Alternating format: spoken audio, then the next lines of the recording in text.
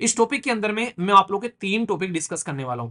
एक बात करूंगा यहां पर आप लोगों से कोऑपरेटिव्स के बारे में, दूसरा बात करूंगा यहां पर एग्रीकल्चर एक्सपोर्ट्स के बारे में, और एक आप लोगों से बात करूंगा एपीडा के बारे में यहां पर।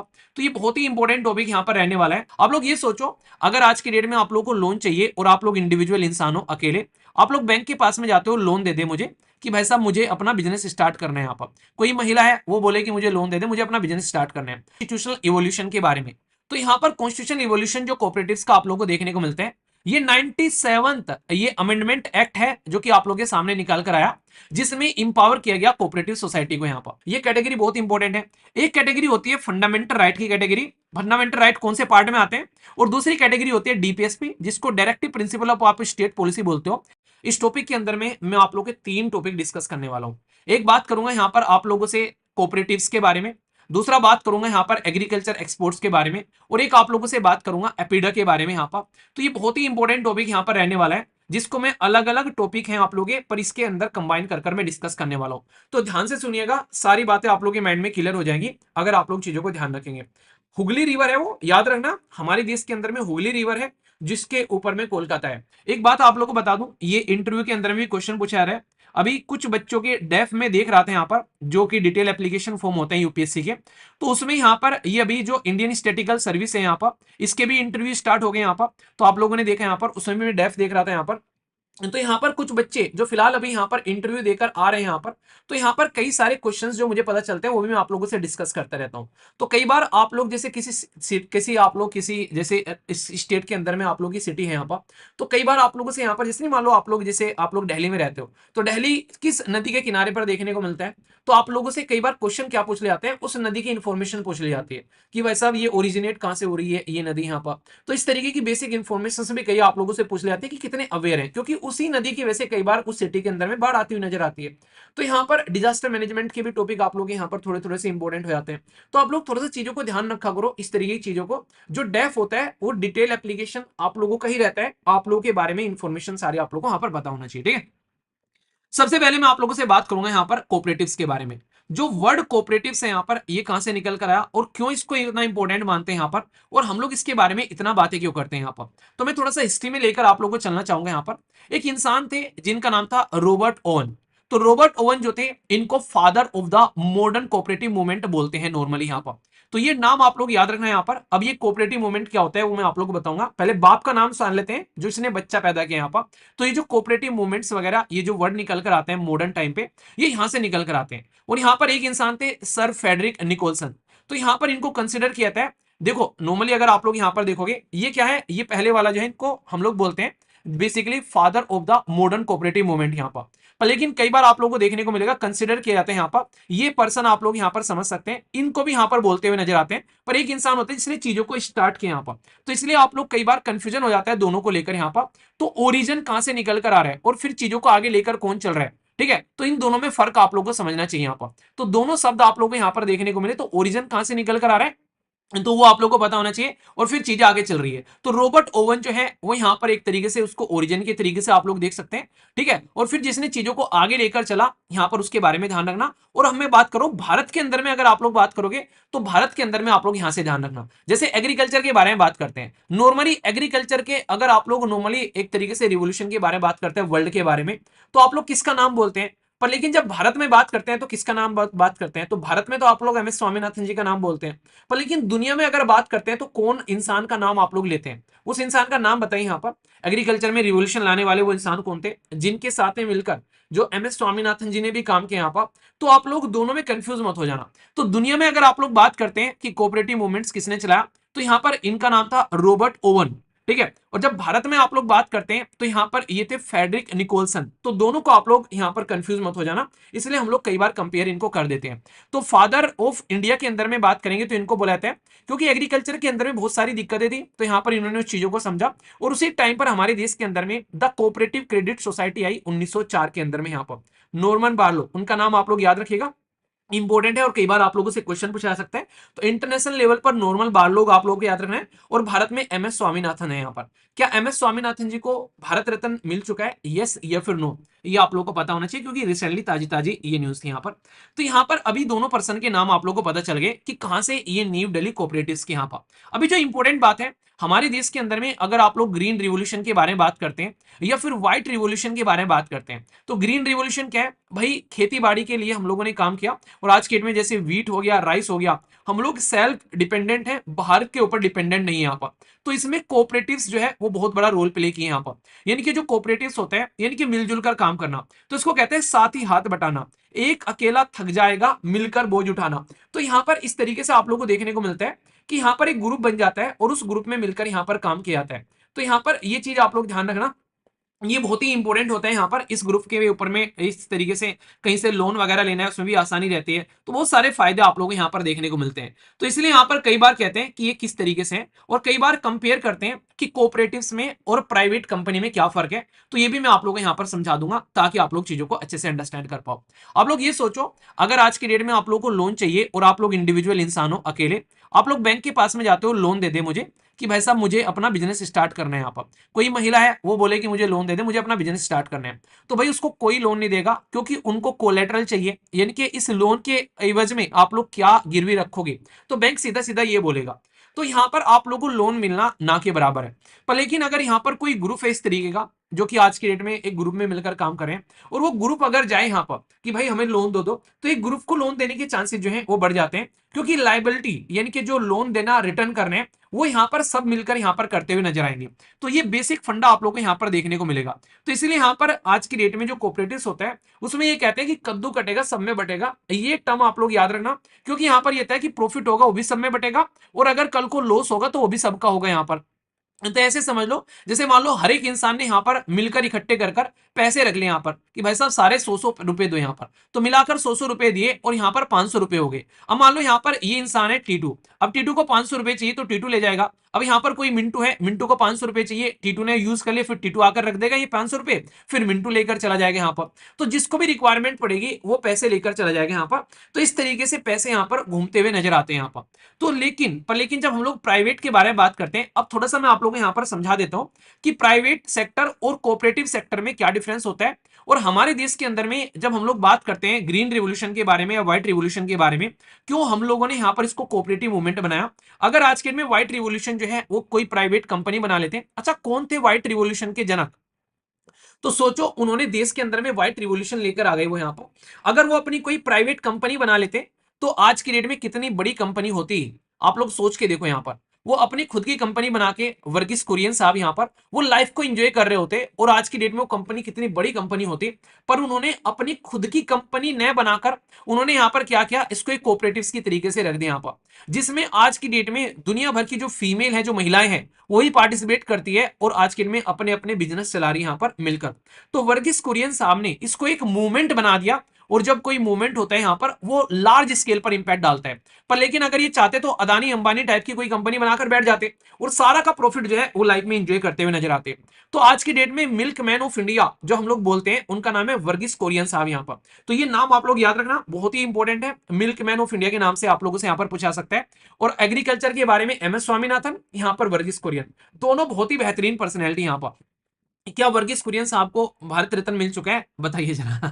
तो यहां पर अगर बात करें तो यहां पर इंपॉर्टेंट है, तो प्राइवेट सेक्टर जो होता है उसमें नॉर्मली ये रहता है कि भाई इंडिविजुअल का ही तो प्रॉफिट होगा और इंडिविजुअल का ही लॉस होगा। अगर कल को चलकर कोई कंपनी बनाता है, आप लोगों ने अपनी कोई कंपनी बना ली, तो कल को चलकर आप लोगों के लिए इंप्लॉई काम करेंगे, तो जो इंप्लॉई है आप लोग उनको सैलरी दोगे। अगर प्रॉफिट आ गया तो अच्छा खासा आप लोग हो सकता है थोड़ा सा उनमें डिस्ट्रीब्यूट कर दो, पर लेकिन मेनली वो आप लोगों के पास में ही रहने वाला है। क्यों? क्योंकि अगर लॉस होगा कल को उनको तो सैलरी मिलती रहेगी, लॉस भी मैक्सिमम आप लोग का यहां पर होता हुआ नजर आएगा।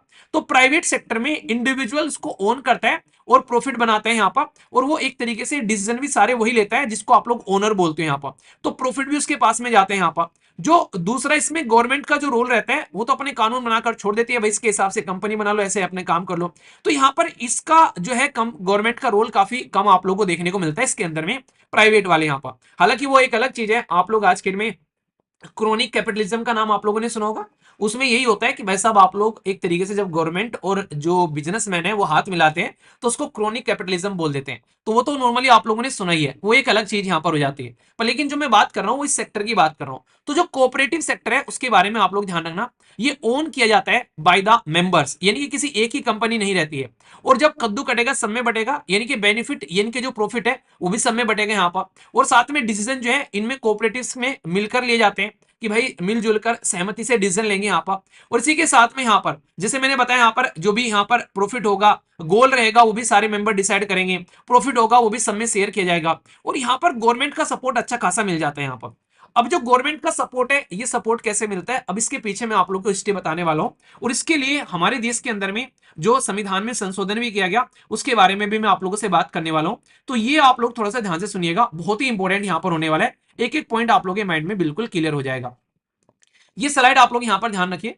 यहां पर बात करते हैं कॉन्स्टिट्यूशनल इवोल्यूशन के बारे में। तो यहां पर कॉन्स्टिट्यूशन इवोल्यूशन जो कोऑपरेटिव्स का आप लोगों को देखने को मिलता है, ये 97th ये अमेंडमेंट एक्ट है जो कि आप लोगों के सामने निकाल कर आया, जिसमें इंपावर किया गया कोऑपरेटिव सोसाइटी को। यहां पर अब सबसे इंपॉर्टेंट बात आप लोग यहां पर ध्यान रखना, आप लोग आज की डेट में पंचायती राज सिस्टम पढ़ते हैं, आप लोग म्युनिसिपैलिटी पढ़ते हैं, उसी कैटेगरी में आप लोग को कोऑपरेटिव्स भी यहां पर जोड़ना पड़ेगा। तो प्राइम मिनिस्टर काउंसिल के नाम से आप लोग याद रखना, ये आप लोग समझ सकते हैं। या फिर फिजिक्स मैथ केमिस्ट्री उससे याद रख लेना, ये आप लोगों को याद होना चाहिए। जब हम लोग संविधान में संशोधन के बारे में बात करते हैं तो आप लोगों को पता है पंचायत कौन सा कॉन्स्टिट्यूशन अमेंडमेंट करके लेकर आई गई थी यहाँ पर। तो ये 1992 में 73rd कॉन्स्टिट्यूशन अमेंडमेंट करके पंचायत लेकर आई। ठीक है, तो इसको हम लोगों ने पार्ट 9 में रख दिया। ठीक है, 74th कॉन्स्टिट्यूशन अमेंडमेंट करके हम लोग म्युनिसिपैलिटी लेकर आए, इसको हम लोगों ने पार्ट 9th ए में रख दिया। और फिर 97th कॉन्स्टिट्यूशन अमेंडमेंट करके हम लोग कोऑपरेटिव सोसाइटीज लेकर आए, इसको पार्ट 9th बी में रख दिया हम लोगों ने। यानी कि जो पार्ट 9 है उसके अंदर में पार्ट 9 ए और पार्ट 9 बी, ये तीन पार्ट हम लोगों ने ऐड कर दिए।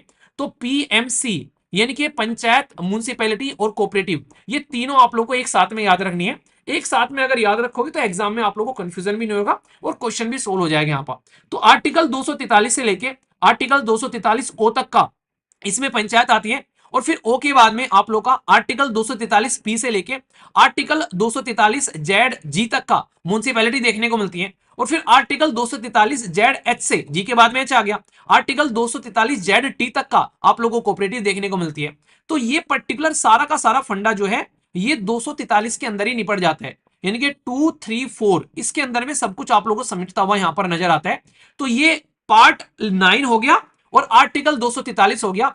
इसी में घोट पीट कर सारी की सारी पंचायत, म्युनिसिपैलिटी और कोऑपरेटिव हम लोगों ने बैठा रखी है। तो ये बहुत ही इंपॉर्टेंट है, इसलिए मैंने बोला था कि इसके बारे में आप लोग एटलीस्ट याद जरूर रखिएगा। अब जो दूसरी बात मैं आप लोगों को बताने वाला हूं, और यहां से क्वेश्चन बन चुके हैं, पहले भी आप लोगों को पता होगा अगर पुराने क्वेश्चन पेपर आप लोगों ने उठाकर देखे होंगे। दूसरी इंपॉर्टेंट बात जो मैं बताने वाला हूं वो थोड़ा सा ध्यान से सुनिएगा, मजा भी आएगा आप लोगों को सुनने में और आप लोगों को चीजें याद भी रहेगी, इसलिए मैं थोड़ा सा तसल्ली में इसको आप लोगों को बताने वाला हूं। यहां पर मैंने आप लोगों को बता दिया कि 97th कॉन्स्टिट्यूशन अमेंडमेंट करके हमारे देश के अंदर में क्या लेकर आ गए, कोऑपरेटिव सोसाइटीज हमारे देश के अंदर में लेकर आएगी। अब कोई आप लोगों से पूछे यार ये जो कोऑपरेटिव सोसाइटी है ये संविधान के जो 7वें शेड्यूल के अंदर में नॉर्मली हम लोग बोलते हैं, एक यूनियन लिस्ट है, एक स्टेट लिस्ट है, एक कॉन्करेंट लिस्ट है। तो कोऑपरेटिव सोसाइटी को हम लोग कौन सी लिस्ट में रखते हैं यहाँ पर, ये यूनियन लिस्ट में है, स्टेट लिस्ट में है या फिर कॉन्करेंट लिस्ट में यहाँ पर। तो हमारे देश के अंदर में आज के डेट में मिनिस्ट्री ऑफ कोऑपरेटिव्स भी है, वो कौन सी मिनिस्ट्री के अंदर में आती है, कौन सा मिनिस्टर है उसको, जो मिनिस्ट्री ऑफ कोऑपरेशन को देखकर चलता है। तो ये कुछ बेसिक बातें हैं जो मैं आप लोगों को यहाँ पर बताने वाला हूँ। तो ये पॉइंट भी काफी इंटरेस्टिंग हो जाते हैं, इसमें स्टेटमेंट बन जाती है एग्जाम के अंदर में। तो याद रखना हमारे देश के अंदर में जब मिनिस्ट्री ऑफ कोऑपरेशन बनाई गई सेंट्रल गवर्नमेंट के द्वारा, तो कई सारे स्टेट ने प्रोटेस्ट किया। क्यों? वो कह रहे हैं कि यार संविधान ने ये रेस्पॉन्सिबिलिटी हमको दे रखी है कि भाई कोऑपरेटिव्स का ध्यान हम लोग रखें, हम लोग कोऑपरेटिव्स को लेकर चले, तुम यहाँ पर इसके अंदर में इंटरफेयर क्यों कर रहे हो। तो आज की डेट में मिनिस्ट्री ऑफ कोऑपरेटिव्स जो है यहाँ पर, ये आप लोग को देखने को मिलेगा, इसके मुखिया जो है वो अमित शाह जी हैं, हमारे देश के होम मिनिस्टर यहाँ पर, उसी के अंदर में यहाँ पर मिनिस्ट्री ऑफ कोऑपरेटिव्स आप लोग को देखने को मिलती है। तो ये पर्टिकुलर स्टेट लिस्ट के अंदर में जब आप लोग जाते हैं तो 7वें शेड्यूल में ये एंट्री नंबर 32 यानी कि 32वीं एंट्री में कोऑपरेटिव जो है उसको रख दिया गया यहाँ पर।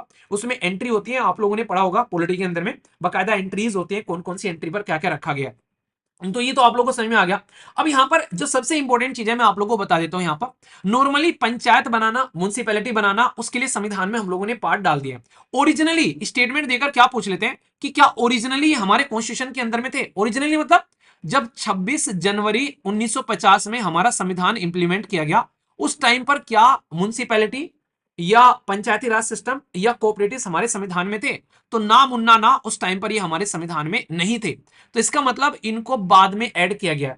पर क्या ये कॉन्स्टिट्यूशनली बॉडी है आज के डेट में? क्या इस संविधान के अंदर में है? जी हाँ, आज है, पर ओरिजिनली नहीं थे यहां पर। तो ये बेसिक बातें होती हैं। अब यहां पर इंपॉर्टेंट बात है, हम लोग कोऑपरेटिव्स के बारे में बात करें। अब कोऑपरेटिव्स को मैं आप लोगों को दो कैटेगरी में डिवाइड करके यहां पर दिखाऊंगा। ये कैटेगरी बहुत इंपॉर्टेंट है। एक कैटेगरी होती है फंडामेंटल राइट की कैटेगरी। फंडामेंटल राइट कौन से पार्ट में आते हैं? और दूसरी कैटेगरी होती है डीपीएसपी, जिसको डायरेक्टिव प्रिंसिपल ऑफ आप स्टेट पॉलिसी बोलते हो, यानी कि राज्य की नीति के निर्देशक तत्व। तो ये कौन कौन से पार्ट में आते हैं हमारे संविधान के अंदर में? तो याद रखना, फंडामेंटल राइट जो है ये पार्ट 3 में है, आर्टिकल 12 से लेकर आर्टिकल 35 तक का। और डीपीएसपी राज्य की नीति के निर्देशक तत्व, ये पार्ट 4 में है, यानी कि जिनको आप लोग नॉर्मली बोलते हैं जो एक तरीके से राज्य को निर्देश करने वाले तत्व, एक तरीके से हमारे ये आप लोग को 36 से 51 तक देखने को मिलते हैं।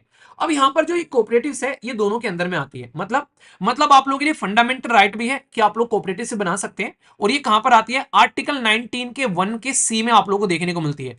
तो सी का मतलब कोऑपरेटिव सोसाइटी, यहां से याद रख लेना। यहां पर तो right to form cooperative society आप लोग का फंडामेंटल राइट है। यहां पर अगर कोई आप लोग कोऑपरेटिव सोसाइटी बनाना चाहते हैं मिलजुल कर, तो कोई आप लोग को रोक नहीं सकता यहां पर। तो ये कहां पर है? ये आर्टिकल 19 में इसको रख दिया गया। और साथ ही साथ में आप लोगों को पता है, मैंने बताया कि गवर्नमेंट भी सपोर्ट करेगी। आप लोगों को याद आ रहा है, मैंने कहा था कि कोऑपरेटिव सोसाइटी जो है इसको गवर्नमेंट सपोर्ट करती हुई नजर आती है। ये स्लाइड मैंने आप लोगों को बताया था। प्राइवेट को इतना सपोर्ट नहीं करते, यहां पर इसको सपोर्ट करती है।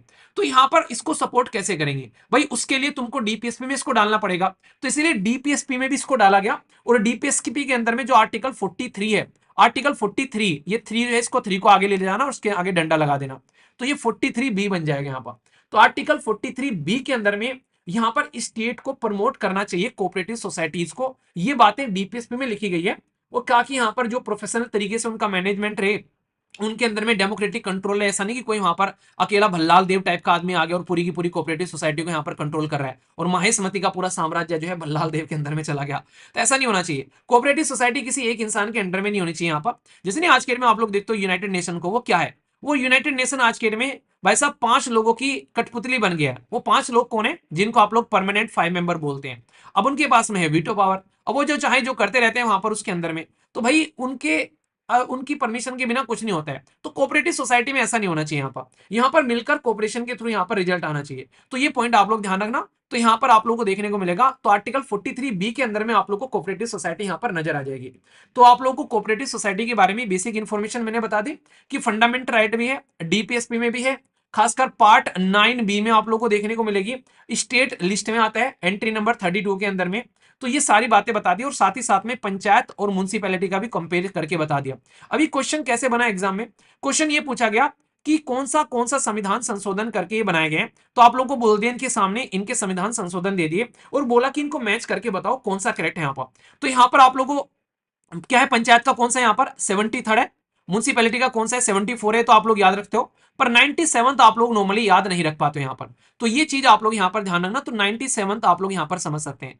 4 और 3 7, ये तो आप लोग 7 से हो जाएगा। और यहाँ पर इसमें ये आप लोग का 9 हो गया, 7 और 2 9, इस तरीके से आप लोग कनेक्ट कर लेना। तो 97 तीनों एक साथ में याद रखना। जैसे नहीं मैंने 21 71 इजकल टू क्या बताया था आप लोगों को 92। तो वहां पर आप लोगों को 3 संविधान संशोधन मैंने याद कराए थे। कौन से शेड्यूल में थे वहां पर? वो हमने किस शेड्यूल के बारे में बात की थी? 8वें शेड्यूल में बात की थी। याद आ रहा है ना? तीनों के तीनों मैंने एक्रोनिम बनाकर आप लोगों को बताया था यहाँ पर। अब ऐसे ही आप लोगों को 73 74 और 97 तीनों एक साथ में अगर आप लोग इनको पकड़ लोगे तो फिर आप लोग इनको एग्जाम में भूलोगे नहीं, अगर क्वेश्चन भी यहाँ पर आप लोगों से पूछा जाएगा।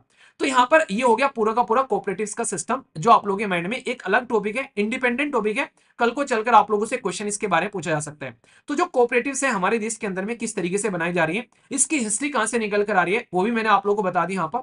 और इसको लेकर फिलहाल के टाइम पर इंटरनेशनल डे ऑफ कोऑपरेटिव्स भी सेलिब्रेट करते हैं। ये भी चीज आप लोगों को ध्यान रखना। इतनी इंपॉर्टेंट है कि इसके नाम पर हम लोग डे तक सेलिब्रेट करते हैं। तो इंटरनेशनल डे ऑफ कोऑपरेटिव्स हम लोग यहाँ पर बोलते हुए नजर आते हैं। तो इसलिए वो पॉइंट भी आप लोग यहाँ पर ध्यान रख सकते हैं। और संविधान में जैसे आर्टिकल है, तो अलग अलग आर्टिकल भी आप लोगों को मैं दे दूंगा यहाँ पर जब आप लोग पीपीटी डाउनलोड करोगे। पीपीटी डाउनलोड कर लिया करो यार, इसके लिए तो पेमेंट भी नहीं लगता आप लोग का। और डाउनलोड करने के बाद में देखा तो करो क्या क्या इसके अंदर में इंफॉर्मेशन भरी पड़ी है आप लोगों के लिए यहाँ पर। एक पीपीटी अगर आप लोग लगातार महीनों तक आप लोग कुछ पीपीटी अगर ढंग से पढ़ना स्टार्ट कर दोगे, इनके अंदर में जो इन्फॉर्मेशन है उसको ढंग से कलेक्ट करना स्टार्ट करोगे, बहुत सारी चीजें रिपीट होने लगती है। फिर आगे चलकर एक बार मेहनत करनी पड़ती है। स्टार्टिंग में डरा मत करो किसी भी चीज को लेकर, स्टार्टिंग में डर जाते हो यहाँ पर। तो ये सारे के सारे आर्टिकल कहाँ पर डेफिनेशन है, कहाँ पर बनाते हैं, ये सारी चीजें इलेक्शन कहाँ पर है, कोऑपरेटिव बोर्ड्स को लेकर सारी चीजें यहाँ पर इसके अंदर में आप लोगों को दे रखी है, जो यहाँ पर इंपॉर्टेंट आर्टिकल है। और ये लक्ष्मीकांत की बुक के अंदर में आप लोगों को डायरेक्टली देखने को मिलेगा यहाँ पर।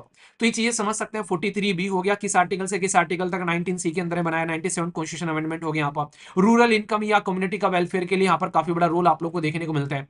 तो ये एक तरीके से इसीलिए यहाँ पर इसको पार्ट 9 में रखा गया यहाँ पर, क्योंकि ग्राउंड लेवल पर काम करने के लिए यहाँ पर ये जानी जाती है। तो ये पॉइंट आप लोग यहाँ पर समझ सकते हैं। तो बेसिक है, इंपॉर्टेंट है, कोई डाउट आप लोगों को यहाँ पर नहीं होना चाहिए। तो इसीलिए मैंने आप लोगों को यहाँ पर बता दिया। अभी फिलहाल के टाइम पर ये तो हो गया हमारा कोऑपरेटिव वाला फंडा पूरा का पूरा। अब यहाँ पर कोऑपरेटिव के बारे में कुछ और भी पूछे, इसके साथ में इशू क्या रहते हैं, कई बार यहाँ पर इनके पास में रिसोर्सेज नहीं रहते हैं कई बार यहाँ पर, ठीक है, कई बार सारी चीजें कवर नहीं कर पाते हैं यहाँ पर। और कई बार इनके पास में जो पैसा आता है ना वो भी एनपीए बन जाता है, जिसको आप लोग नॉन परफॉर्मिंग एसेट्स बोलते हो। नॉन परफॉर्मिंग एसेट्स समझते हो? मान लीजिए आप लोग बैंक से पैसा लेकर आए, ठीक है, बैंक से पैसा ले लिया, पर लेकिन बैंक को पैसा रिटर्न नहीं कर पाए। अब यहाँ पर क्योंकि जो काम आप लोग करने के लिए पैसा लेकर आए थे वो काम कंप्लीट नहीं हो पाया, अब बैंक का तो पैसा डूब गया यहाँ पर। तो यहाँ पर बैंक के लिए वो नॉन परफॉर्मिंग एसेट्स हो गया, यानी कि उनका मूल मर गया, ब्याज तो आ ही नहीं रहा था, मूल भी नहीं आ रहा अभी यहाँ पर। तो ये कई बार एनपी हो जाता है, बैंक से पैसा लेते हैं, इनके पास में प्रॉपर मैनेजमेंट नहीं होता है, तो इसकी वजह से दिक्कतें देखने को मिलती है। अब आप लोगों से कोई पूछे कि हमारे देश के अंदर में अगर पर्टिकुलर ऐसे मूवमेंट अगर पास्ट में अगर बात करें, तो कुछ बेसिक इंफॉर्मेशन मैं आप लोगों को यहां पर बताता हूं। जैसे अगर बात करें कमिटी जो शेपिंग देती है पास्ट में कोऑपरेटिव मूवमेंट्स को हमारे देश के अंदर में, कि कैसे हम लोग इस कोऑपरेटिव मूवमेंट्स को बढ़ा सकते हैं, तो अलग अलग कमेटी हमारे देश के अंदर में इसको लेकर बनाई गई यहाँ पर। तो कई बार 2-3 कमेटी के नाम दे देते हैं और बोलते हैं कौन सी यहाँ पर कोऑपरेटिव मूवमेंट्स को लेकर है। जैसे नहीं आप लोग को याद होगा पंचायती राज सिस्टम को लेकर कितनी कमेटी बनाई गई थी, याद है? जैसे बलवंत राय मेहता कमेटी और वो सारी सारी कमेटी मैंने डिस्कस कर रखी है। तो ऐसे ही यहाँ पर कोऑपरेटिव मूवमेंट्स को लेकर भी हमारे देश के अंदर में अलग अलग टाइम पर अलग अलग कमेटी आई। ऐसे ही थोड़ी ना 97th कॉन्स्टिट्यूशन अमेंडमेंट आप लोगों के सामने निकल कर आया, और वो 97th कॉन्स्टिट्यूशन अमेंडमेंट किस साल में निकल कर आया, तो ये अगर आप लोग समझ पाओगे तो फिर आप लोग डाउट में नहीं रहोगे। तो 2011 में आया। तो सारी की सारी कमेटी जो आप लोग यहाँ पर देखोगे वो 2011 के पहले की होंगी, ऐसा तो नहीं वो अभी की कमेटी होंगी यहाँ पर। तो इसलिए ये कमेटी है, जैसे ऑल इंडिया रूरल क्रेडिट जो सर्वे कमेटी यहाँ पर रिपोर्ट। इसी के साथ में यहाँ पर बात करते हैं चौधरी ब्रह्म प्रकाश कमेटी, ये इंपॉर्टेंट है, ये पूछी गई थी एग्जाम के अंदर भी, ठीक है। इसी के साथ में मृदा कमेटी, इसी के साथ में जगदीश कपूर कमेटी, इसी के साथ में वीके पाटिल कमेटी, और साथ में एस व्यास कमेटी। जो सबसे लास्ट में जो इंपॉर्टेंट है ये जरूर याद रखना, ये कमेटी 2 टाइम पर आप लोगों को देखने को मिली, और ये क्वेश्चन भी एग्जाम में आप लोगों से पूछा गया कमेटी के नाम पर। तो इसलिए कल को चलकर अगर कोई आप लोगों से एक कमेटी या फिर समितियों के बारे में अगर कोई बात करे इससे रिलेटेड, तो ये पॉइंट भी मैंने आप लोगों को यहाँ पर बता दिया है। तो ये जो कोऑपरेटिव सोसाइटी है यहाँ पर, इसके बारे में मैंने आप लोगों को बता दिया, और ये अलग अलग कैटेगरी में बनाई जा सकती है। कि आप लोग यहाँ पर जैसे बात करते हैं टाइप ऑफ कोऑपरेटिव सोसाइटी यहाँ पर, तो कुछ सोसाइटी ऐसी है, जैसे नहीं मैं बोलूं एक ऐसी कोऑपरेटिव सोसाइटी मैंने बना ली जिसमें बच्चों को पेन पेंसिल और कॉपी जो है वो बड़ी सस्ते प्राइस में दी जाएगी। मतलब क्या है, मतलब एक कंपनी हम लोग एक कोऑपरेटिव सोसाइटी हम लोगों ने बना ली। उस कोऑपरेटिव सोसाइटी में मैंने बोला कि हम लोग पेन कॉपी और पेन पेंसिल जो मार्केट में जितने भी भाव में दे रहे हैं उनसे सबसे सस्ती हम लोग देंगे यहाँ पर। हम लोग ज्यादा प्रॉफिट नहीं कमाएंगे, बस हम लोग इतना करेंगे कि हमारा खर्चा निकलता रहे यहाँ पर। तो ये क्या होगा, ये कहीं ना कहीं कोऑपरेटिव जो प्रोडक्ट बनाते हैं, कई बार जो प्रोडक्ट ये प्रोवाइड कराते हैं कई बार यहाँ पर, वो बड़े सस्ते रहते हैं यहाँ पर। तो इसके चलते यहाँ पर ये ग्रुप मिलकर काम करते हैं, तो यहाँ पर काफी अच्छा रहता है। तो यहाँ पर इसके चलते प्रोड्यूसर कोऑपरेटिव सोसाइटी भी है, कंज्यूमर कोऑपरेटिव सोसाइटी भी है, फार्मर के लिए फार्मर कोऑपरेटिव सोसाइटी है, मार्केटिंग की कोऑपरेटिव सोसाइटी है, कोऑपरेटिव हाउसिंग सोसाइटी है, क्रेडिट कोऑपरेटिव सोसाइटी है। तो अलग अलग तरीके से हम लोग इनको डिवाइड कर रखते हैं। इस तरीके से आप लोग यहाँ पर कनेक्ट कर सकते हैं यहाँ पर, ठीक है। तो ये बेसिक है, इंपॉर्टेंट है, कोई भी डाउट आप लोग को नहीं होना चाहिए, ठीक है। वी लव यू आर्टिकल 243, ऐसा भी कुछ है क्या? आई लव यू का तो सुना था article 143, we love you article 243, ये भी सही है। कलाकार आदमी हो वैसे आप लोग। जब ऐसी कलाकारी दिमाग में आती है ना बताते रहा करो। और खासकर क्योंकि लाइव कमेंट में कई बार देख नहीं पाता हूँ, तो कुछ कलाकारी आप लोग के दिमाग में रहती है, तो वीडियो कंप्लीट होने के बाद में कमेंट बॉक्स में छोड़ दिया करो, ताकि शाम को मैं उसको कम से कम देख लूँ और फिर अगले दिन आकर डिस्कस कर लूँ, ठीक है। तो ये ताकि आप लोगों की हेल्प से एसएलवी परिवार जो है बहुत सारी चीजें याद रख लेता है, बहुत सारी ऐसी चीजें आप लोग बता देते हो, तो अच्छा लगता है यहाँ पर ये, इसलिए आप लोग पार्टिसिपेट जरूर किया करो। तो ये कोऑपरेटिव सोसाइटी वाला पूरा का पूरा टॉपिक मैंने आप लोगों का कवर कर दिया यहाँ पर, ठीक है। तो ये ध्यान रखना। अब यहाँ पर कल को कोऑपरेटिव सोसाइटी कोई भी प्रोडक्ट बना रहे, तो यार इनको बेचने के लिए भी कोई ना कोई होना चाहिए, इनको प्रमोट करने के लिए यहाँ पर। तो एक है यहाँ पर जिसको बोलते हैं NCEL यहाँ पर, जिसको कहते हैं नेशनल कोऑपरेटिव एक्सपोर्ट लिमिटेड यहाँ पर। तो ये भी एक काफी इंपॉर्टेंट बॉडी है यहाँ पर, और ये ताजी ताजी है, कोई ज्यादा पुरानी भी नहीं है, तो इसको भी आप लोग यहाँ पर ध्यान रखिएगा। यहाँ पर ये है जिसको NCEL आप लोग बोल रहे हैं यहाँ पर। तो ये दूसरा टॉपिक है आप लोग यहाँ पर, इसके अंदर में बात की जा रही है, ये स्टेब्लिश की गई थी 23 में यहाँ पर, और मिनिस्ट्री ऑफ कोऑपरेटिव ये आप लोग को देखने को मिलेगा, उसके अंडर में आती है। और मल्टी स्टेट कोऑपरेटिव सोसाइटी जो होती है उसके लिए एक्ट है। अच्छा एक बात और बता दूं यहाँ पर, कहा कि आप लोग कंफ्यूजन में ना आ जाओ, मैंने कहा कि स्टेट लिस्ट के अंदर में आती है कोऑपरेटिव, ये मैंने आप लोगों को बताया संविधान के 7वें शेड्यूल के अंदर में, पर फिर आप लोगों को मिनिस्ट्री क्यों बनाई सेंट्रल लेवल पर यहाँ पर? भाई ऐसा थोड़ी ना कि कोई कोऑपरेटिव आप लोगों ने बना ली, ऐसा थोड़ी ना आप लोगों ने मध्य प्रदेश में कोई कोऑपरेटिव बना ली और वो मध्य प्रदेश में ही काम करेगी। हो सकता है कि वो उत्तर प्रदेश में, बिहार में, हरियाणा, झारखंड, वेस्ट बंगाल कहाँ कहाँ फैल जाए, उसका काम यहाँ पर। तो इसलिए अगर एक स्टेट से दूसरे स्टेट में अगर कोई कोऑपरेटिव फैल गई है तो फिर सेंट्रल गवर्नमेंट पावर में आ जाती है उसको कंट्रोल करने के लिए, क्योंकि एक स्टेट के कंट्रोल से बाहर जा चुकी है वो। तो इसलिए यहाँ पर multi state cooperative society act भी है हमारे देश के अंदर में, जो कि आप लोग समझ सकते हैं, जिसके तहत में अगर कोऑपरेटिव सोसाइटी ऐसी है जो अलग अलग स्टेट में यहाँ पर है तो फिर उनको एंट्री को मैनेज करना जरूरी हो जाता है यहाँ पर। तो ये अम्ब्रेला एक्सपोर्ट ऑर्गेनाइजेशन है जो कि कोऑपरेटिव सेक्टर के लिए काम करती है, और इसका हेडक्वार्टर आप लोग को न्यू दिल्ली में देखने को मिलेगा। तो ये है आप लोग के लिए NCEL, national cooperative export council, ministry of cooperation के अंडर में आती है, 2023 में इसको बनाया गया। तो ये कुछ बेसिक बातें हैं जो आप लोग यहाँ पर ध्यान रखिएगा। ये दूसरा इंपॉर्टेंट पॉइंट आप लोग यहां पर हो जाता है। तो ये क्या करती है, ये प्रमोट करती है जो भी गुड्स एंड सर्विस जो है कोऑपरेटिव सेक्टर प्रोड्यूस करते हैं यहां पर, और उनको डायरेक्टली मार्केट के साथ में लिंक कर देते हैं यहां पर, और ताकि उनको बेटर प्राइस मिल सके यहां पर, जैसे फार्मर, आर्टिशन या कोऑपरेटिव मेंबर है यहां पर, उनको फायदा मिल सके। तो इससे जो गांव वाला एरिया है ना, खासकर रूरल इकोनॉमी बड़ी बढ़ती है यहां पर। मान लो गांव में बांस का इस्तेमाल कर उन्होंने टोकरियां बनानी स्टार्ट कर दी, या फिर जूट का इस्तेमाल कर जूट के बैग या कुछ और सिस्टम बनाना स्टार्ट कर दिया, या गांव में कोई आंवले की खेती करता है, आंवले का अचार बनाकर उसको बेचना स्टार्ट कर दिया कोऑपरेटिव्स ने मिलकर यहां पर। तो ये अलग अलग लेवल पर जब इस तरीके से कोऑपरेटिव्स काम करती हैं तो ये बड़ा इंपॉर्टेंट आप लोगों को यहां पर देखने को मिलता है। इसीलिए मैंने कहा था कि इसके बारे में आप लोग ध्यान रखना। तो कल को चलकर आप लोगों से क्वेश्चन भी इसके बारे में पूछा जा सकता है, इन कोऑपरेटिव्स के बारे में। तो ये कोऑपरेटिव्स को प्रमोट करने के लिए इनका प्रोडक्ट मार्केट में जाएगा कैसे? अब आप लोग सोचो, जैसे मैं आप लोग कहता हूं SLB एप्लीकेशन है, तो यहाँ पर SLB एप्लीकेशन पर आप लोग क्लासेस ले रहे हैं, किस क्वालिटी की क्लासेस हैं ये आप लोग को पता है। तो जो बच्चे यहाँ पर क्लासेस ले रहे हैं, अब वो जाकर दूसरे बच्चे को बताएं कि हाँ यार SLB पर अफोर्डेबल भाव में आप लोग को बहुत ही अच्छे से क्लासेस मिल जाती हैं यहाँ पर। कई बार तो बच्चे बोलते हैं कि यार इतनी सस्ती कैसे मिल रही है, जैसे मैंने बोला कि 999 में आप लोगों को NCERT मिल रही है, तो एक बच्चा कह रहा है एक सब्जेक्ट मिल रहा है, सारी मिल रही है। जैसे यहाँ पर ऐसे आप लोगों का पूरे स्टेट फीसेज जो है वो लगभग 5,000 में पूरा कवर हो जाता है, इंक्लूडिंग टेस्ट सीरीज और CSET यहाँ पर। तो कई सारे बच्चे इनको लेकर सरप्राइज हो जाते हैं यहाँ पर क्लास देखा करो, क्वालिटी आप लोगों को समझ में आ जाएगी किस लेवल की है, तो लोगों को बताना ये आप लोगों की रेस्पॉन्सिबिलिटी है। तो ये एक तरीके से आप लोगों का काम है यहाँ पर, ये एक तरीके से आप लोग समझ सकते हैं अगर आप लोग चीजों को समझ पा रहे हैं। तो कोऑपरेटिव्स का भी यही काम नॉर्मली रहता है कि भाई अगर किसी ने इनका प्रोडक्ट इस्तेमाल कर लिया है तो सबको बताते हैं यार प्रोडक्ट अच्छा है और सस्ता भी है, आप लोग इसको यूज कर सकते हो यहाँ पर। तो ये कहीं ना कहीं आप लोग यहाँ पर देख सकते हो, तो ये बड़ी अच्छी बात है, यहाँ पर आप लोग समझ सकते हैं। नीतीश कुमार चौधरी 10/10 क्वालिटी है, अहो भाग्य हमारे यार। ये बंदा बड़ा एक्टिव रहता है, क्लास में मैंने इसको देखा है। ये मतलब कुछ बच्चे ऐसे हैं जिनके नाम याद हो जाते हैं और ये एक तरीके से चीज़ों को बहुत ही सही तरीके से लेकर चलते हैं। तो कई सारे बच्चे ऐसे हैं जो मैं देखता हूँ यहाँ पर। तो आप लोग चीज़ों को अच्छे से लेकर चला करो यार, पढ़ाई करो जिस भी चीज़ को लेकर, तो संभाल कर चीज़ों को चला करो सारी तरीके से, अच्छे से बेटर में अपना मैनेज कर बेटर तरीके से, ठीक है।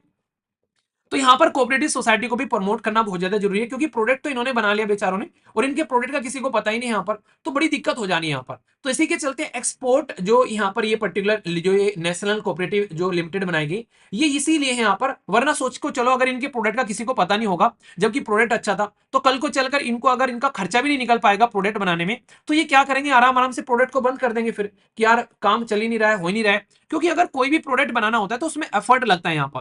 तो इसलिए यहाँ पर प्रोडक्ट को प्रोक्योर करना, उसकी प्रोसेसिंग करना, उसकी मार्केटिंग करना, ब्रांडिंग करना, पैकेजिंग करना और रिसर्च और डेवलपमेंट करना, और फिर उसी के साथ में ट्रेडिंग के लिए यहाँ पर चीजों को लेकर चलना, तो ये सारी की सारी चीजें यहाँ पर निकल कर आती है। आज का सेशन समाप्त करता हूँ। PDF चाहिए तो टेलीग्राम पर चले जाना, हिंदी इंग्लिश और कंबाइन में फ्री ऑफ कॉस्ट PDF मिलेगी बिना किसी पेमेंट के, टेलीग्राम पर से जाकर डाउनलोड कर सकते हैं। तो इसके साथ में सेशन समाप्त करता हूँ। आसपास सफाई के पानी और पेड़ पौधों को सेव कीजिए, पॉलिथीन और प्लास्टिक वगैरह बिल्कुल भी यूज करने की जरूरत नहीं है। Love you all, take care, जय हिंद। फीडबैक जरूर दे देना जैसा भी आप लोग को ये सेशन लगा है, लाइक या डिसलाइक कर आप लोग बता सकते हैं। All the best all of you, take care, जय हिंद।